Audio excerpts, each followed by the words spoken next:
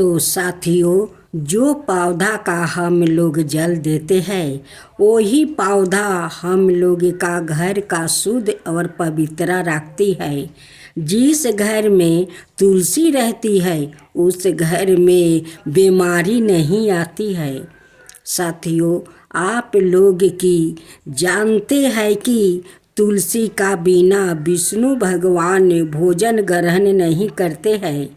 एक दिन गणेश जी के पत्नी गणेश से पूछती है कि प्रभु, इस तुलसी में साहूकार रोज जल क्यों देते हैं? गणेश जी कहते हैं, हे रिधि, यह तुलसी का पौधा कोई पौधा नहीं है, यह तो तुलसी माता है। इनका बिना विष्णु जी भोजन ग्रहण नहीं करते हैं। विष्णु जी लक्ष्मी समान तुलसी से प्यार करते हैं। विष्णु भगवान जी शालिग्राम जी का रूप धारण कर तुलसी से विवाह किया है। तुलसी विष्णु जी की पत्नी है, इसलिए विष्णु जी तुलसी का बिना पूजा नहीं लेते हैं, नहीं भोजन ग्रहण करते हैं। अब तो आपका पता चल गया होगा। रिधि कहती है, हाँ प्रभु। गणेश जी कहते हैं कि रिधि, मैं उस साहूकार के बारे में तुम्हें एक कहानी सुनाता हूँ, तब तुम्हें सब समझ में आ जाएगा। रिधि कहती है कि प्रभु, फिर भी तो मैं उस कहानी का सुनना चाहती हूँ। गणेश जी कहते हैं कि ठीक है, मैं तुम्हें सुनाता हूँ उस साहूकार के बारे में। वो साहूकार सुबह उठकर तुलसी का पूजा करता था, लेकिन उनकी सामने से जो स्त्री पुरुष जाता उसे देखकर वो गाली देता था। स्त्रियों पर बुरी नज़र भी डालता था और जो पुरुष सामने से जाता उसको गाली देता था कि तुम मेरे सामने से क्यों जाते हो, मुझे जलाने के लिए मेरे सामने से जाते हो। वो आदमी उससे क्षमा मांग कर वहाँ से चला जाता है। एक दिन भिखू उस साहूकार का दरवाज़ा पर आकर भिक्षा मांगता है। तब जानती हो रिधि, उस साहूकार उस भिखू भूखे प्यासे भिखू को क्या कहता है? कहता है कि ये तेरा बाप का घर है कि तुम भिक्षा मांगने चला आया। फिर दूसरा दिन एक भूखे प्यासे भिखू आया और कहने लगा कि मालिक, मुझे बहुत जोर का भूख लगा है, कुछ हो तो मुझे दीजिए मालिक, मेरा भूख शांत हो सके। जानती हो रिधि क्या दिया? उनकी नौकर भोजन करके जूठन छोड़ा था, उसी जूठन को उठाकर उस भिखू को दे देता है। वो भिखू पहचान गया कि ये तो नौकर का जूठन है। वो जूठन ले जाकर एक कुत्ता को खिला देता है। जब साहूकार का नज़र पड़ा कि वो भिखार जूठन ले जाकर कुत्ता को खिलाता है तो वो कहता है कि अरे दुष्ट, मैं तो तेरे पेट भरने के लिए ये भोजन दिया था और तू ले जाकर कुत्ता को खिला दिया। उसे ऐसा धक्का दिया कि वो भिखार बेचारा गिर गया और उनकी पैर में मोर्च आ गया। वो रोते ढिमलाते जा रहे थे। उसी समय यमराज का दूत आ रहा था। वो कहने लगा कि भिखार भाई, आपको क्या हुआ? वो कहने लगा कि भगवान मत पूछिए, मैं तो भूखा प्यासा हूँ। साहूकार के पास गया था कि कुछ मुझे भोजन देगा, लेकिन अपना नौकर का जूठन मुझे दिया और उस जूठन को मैं कुत्ता को खिला दिया। वो साहूकार देख लिया और देख कर आया, कहता है कि अरे दुष्ट, मैं तो भोजन तुझे दिया था कि तेरा पेट भर जाए, लेकिन तू उस भोजन को कुत्ता को खिला दिया। कहकर मुझे ऐसा धक्का देकर गिरा दिया कि मेरे पैर में मोर्च आ गया है भगवान। वो दूत भिखार का पैर पर मिट्टी लगा देता है और उस भिखार का पैर ठीक हो जाता है। अब तो भिखार उस दूत का पैर पकड़कर कहने लगा कि भगवान, मेरा पैर तो ठीक हो गया, आपका इस भभूति से मेरा पैर ठीक हो गया। तब दूत कहता है, उस भिखू पर दूत का दया आ जाता है और दूत उसे कुछ मोहर देता है कि जाओ, आज से तुम भिखा मत करो, जाओ, इस मोहर से तुम कुछ व्यापारी अपना खोल लो, तुम्हारा कभी भिक्षा मांगना नहीं पड़ेगा। कह कर दूत उस साहूकार के पास जाते हैं और साहूकार को परान जबरदस्ती हर करे वो लेकर जाता है। अब तो साहूकार कहने लगा कि मैं तुम्हारा साथ नहीं जाऊंगा, मुझे क्यों तुम ले जा रहे हो। दूत उनकी बात नहीं सुनते हैं। कांटे झरिया ऊपर से छिछराते हुए घिसटते हुए ले जाते हैं। कहते हैं कि यारे पापी, तू इसी लायक है, इसी कांटे के ऊपर तुझे घिसटते मैं परलोक ले जाऊंगा। तू तब पापी है, अधर्मी है, कुकर्मी है, तू ना जाने कितना पाप किया है। पापी लोग का इस झरिया और कांटे के ऊपर से ले जाना बनता है और तुझे ऐसे ही घिसेटते इस कांटे के ऊपर से ले जाऊंगा। दूत कहते हैं कि तेरा हिसाब किताब तो चंद्रगुप्त करेंगे और तेरा हिसाब किताब चंद्रगुप्त के पास है, तुझे वही पर जो कहना है वही पर कहना। दूत साहूकार का चंद्रगुप्त के पास ले जाते हैं और कहते हैं कि भगवान, ये तो पापी है, इसका आप ही हिसाब किताब करिए। जब चंद्रगुप्त जी अपना बुक खोलते हैं तो कहते हैं दूत को कि इसे छोड़ दो। दूत कहते हैं कि क्यों भगवान, क्यों इस पापी को छोड़ दूं? जो मेरे खाते में लिखा है, अभी साहूकार का मृत्यु होने का अभी इसमें नहीं लिखा है। दूत पूछते हैं कि प्रभु, साहूकार ऐसा कौन सा पुण्य किया है कि अभी उनके जाने के लिए नहीं लिखा है। चंद्रगुप्त जी कहते हैं कि दूत, जानते हो ये साहूकार माँ तुलसी का भक्त था, वो माँ तुलसी का श्रद्धा भक्ति से पूजा करता था, उस लिए विष्णु भगवान ने ये पापी को माफ़ कर दिया है। जानते हो क्यों? क्योंकि तुलसी माता तो विष्णु भगवान का प्रिय पत्नी है, उनसे बहुत प्यार करते हैं, इसलिए विष्णु भगवान इस पापी को माफ़ कर दिया है, अभी इनका मृत्यु नहीं हो सकता।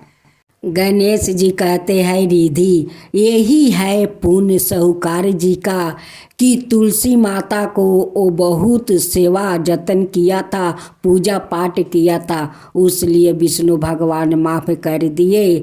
जानती हो तुलसी का बिना विष्णु अधूरा है, उनका बिना तो वो भोजन तक नहीं ग्रहण करते हैं, उनका बिना वो पूजा तक नहीं लेते हैं। यही है माँ तुलसी का शक्ति। जितना लोग पाप करते हैं, वो पापी लोग अगर माँ तुलसी का श्रद्धा भक्ति से पूजा करते हैं, उनकी सारे पाप नष्ट हो जाता है। अब विष्णु भगवान अपना चक्र से उस पाप को नष्ट कर देते हैं, इसलिए माँ तुलसी का श्रद्धा भक्ति से पूजा करना चाहिए, उनकी आरती करना चाहिए, उनकी भजन करना चाहिए, उनकी कथा सुननी चाहिए। रिधि, अब तुम्हारा प्रश्न का सारा उत्तर तो मिल गया। कहती है कि हाँ प्रभु, सारा उत्तर मिल गया, मैं समझ गई कि विष्णु भगवान के लिए माँ तुलसी कितना प्रिय है, उनकी बिना तो विष्णु भगवान अधूरे हैं। सभी मनुष्य को विष्णु भगवान को पूजा करे तो तुलसी दल डाल कर उन्हें भोग लगाए। आज आप सुने दो बहनें और तुलसी की कथा। गणेश भगवान रिद्धि और सिद्धि से दो बहनों को कैसे कथा सुनाते हैं। तो आइए हम लोग कथा सुनते हैं। एक दिन गणेश भगवान अपना दोनों पत्नियां रिद्धि और सिद्धि के साथ वो बर्मन कर रहे थे। तभी रिद्धि और सिद्धि को वो दो बहनें पर नजर पड़ते हैं। तब कहती है कि स्वामी थोड़ा ठहर जाइए। तभी रिद्धि सिद्धि कहती है गणेश जी से कि स्वामी वो दो बहनों को देखिए कैसे तुलसी माता को पूजा कर रही है। रिद्धि और सिद्धि गणेश जी से कहती है स्वामी ये दोनों बहनें के बारे में कुछ कहानी सुनाइए। गणेश जी कहते हैं कि ठीक है, तुम लोग को ये दोनों बहनें के बारे में कथा सुनाता हूँ। ये दोनों लड़कियों को तुम लोग देख रही हो, ये दोनों लड़की सेठ जी का बेटी है। बड़ी बहन के नाम है सीता और छोटी बहन के नाम है गीता। सीता बहुत श्रद्धालु और पूजा पाठ में श्रद्धा भक्ति रखती है। सीता सुबह उठकर अपना घर आंगन को सारा काम खत्म कर लेती है। स्नान करके तुलसी माता को श्रद्धा भक्ति से पूजा करती है। गीता सोकर उठती है, नहीं हाथ पैर धोती है, नहीं अपना कपड़ा बदलती है, वैसे ही जाकर तुलसी में जल ढाल देती है। कभी कभी तो गीता एक हाथ से कुछ खा रही है और दूसरे हाथ से तुलसी में जल ढाल रही है। क्योंकि गीता का पूजा पाठ में तो मन नहीं था और नहीं वो करना चाहती थी। उनकी पिताजी कहते हैं कि दोनों बहनें मिलकर तुलसी का सेवा करो। गीता अपना पिताजी के दिखावा के लिए करती है या जाकर कहती है कि पिताजी मैं तुलसी का पूजा कर लिया। देखते देखते सेठ जी के दोनों बेटी बड़ी हो जाती है। एक दिन सेठ जी अपना दोनों बेटी के लिए घर बार ढूंढने जाते हैं और ढूंढ कर वो दोनों बेटी को शादी कर देते हैं। दोनों अपना अपना ससुराल चली जाती है। सीता अपना ससुराल में सारे घर को संभाल लेती है, पूजा पाठ करती है, सास ससुर को सेवा करती है, अपना पति को सेवा करती है। लेकिन गीता अपना ससुराल में नहीं सास ससुर के सेवा करती है और नहीं कोई भगवान को ठीक से पूजा करती है। वो करती है तुलसी को तो नहीं स्नान करती है, नहीं कपड़ा बदलती है। वो जैसे रहती है वैसे ही जाकर तुलसी में जल ढाल देती है। एक दिन तुलसी माता गीता का हरकत देख कर गीता का सारा संपत्ति नष्ट कर देती है। क्योंकि गीता ऐसी हरकत कर रही थी, एक हाथ जल देती है तो दूसरे हाथ से वो पाता छीर छीर कर खा लेती है। अपना जूठा हाथ जाकर तुलसी का मंदिर के पास धो लेती है। इसीलिए उनकी सारा धन नष्ट हो जाता है। एक दिन उनकी सास ससुर गीता का हरकत देखकर घर से निकाल देते हैं। कहते हैं कि जब से तू आई है मेरा सारा धन नष्ट हो गया, मेरा धन बिला गया। तू तो कुलच्छनी है, नहीं धर्म से पूजा पाठ करती है और नहीं घर के ठीक से काम करती है। तेरे कारण मेरा सारा धन नष्ट हो गया। तुझे मैं अब एक पल अपना घर में नहीं रखूंगी। तू चला जा, अपना महके चला जा। गीता रोती बिलखती अपना महके आ रही थी। उसी समय उनकी बड़ी बहन सीता और उनकी पति वो भी महके आ रहे थे। सीता अपनी गीता बहन को हालत देखकर बहुत दुखी हो जाती है और पूछती है कि बहन गीता तुम्हारा क्या हुआ कि तुम्हारा ऐसा हालत हुई है। गीता अपनी बड़ी बहन को कुछ नहीं बताती है। सीता समझ जाती है कि ये तो मैके में थी तो जैसे तैसे माँ तुलसी का मंदिर में जाकर जल देती थी, उसी कारण इनकी ऐसा हालत हुई है। सीता अपनी छोटी बहन गीता को अपना घर ले जाती है, वो महके नहीं जाती है।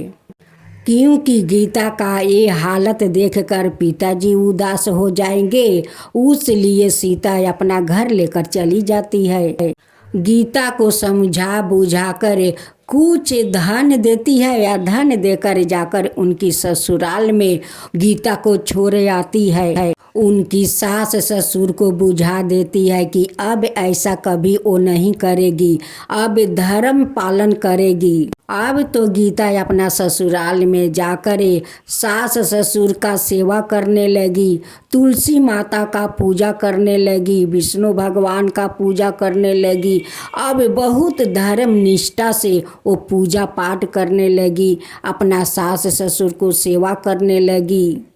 तुलसी माता गीता का श्रद्धा भक्ति देखकर उन पर प्रसन्न हो जाती है और उनकी सारे संपत्ति धन लौटा देती है। गीता उस समय माँ तुलसी का पूजा कर रही थी। उसी समय माँ तुलसी उन्हें दर्शन देती है। माँ तुलसी गीता से कहती है कि देखो बेटी, कभी भगवान को पूजा करो तो अच्छे से नहा धोआकर स्वच्छ हो जाओ, तब तुलसी माता का पूजा करो। कोई भगवान को पूजा करो तो नहा धोआकर स्वच्छ होकर पूजा करो। जो मनुष्य धर्म पूर्वक तुलसी माता का पूजा करते हैं, विष्णु भगवान का पूजा करते हैं, उन पर माँ तुलसी प्रसन्न होती है, विष्णु भगवान भी प्रसन्न होते हैं और उनकी सारे इच्छा पूर्ण कर देते हैं। गणेश भगवान रिद्धि और सिद्धि से कहते हैं कि रिद्धि सिद्धि ये दोनों बहनों को देखी माँ तुलसी का कैसे श्रद्धा भक्ति से पूजा करने लगी। उनकी बड़ी बहन अपना छोटी बहन को कितना अच्छा से समझा बुझाकर उनकी ससुराल में जाकर दी आती है और वो जाकर अपना ससुराल में अच्छे से सास ससुर को सेवा करती है, माँ तुलसी का पूजा करती है। और माँ तुलसी उस गीता पर प्रसन्न होकर उनकी सारे धन लौटा देती है।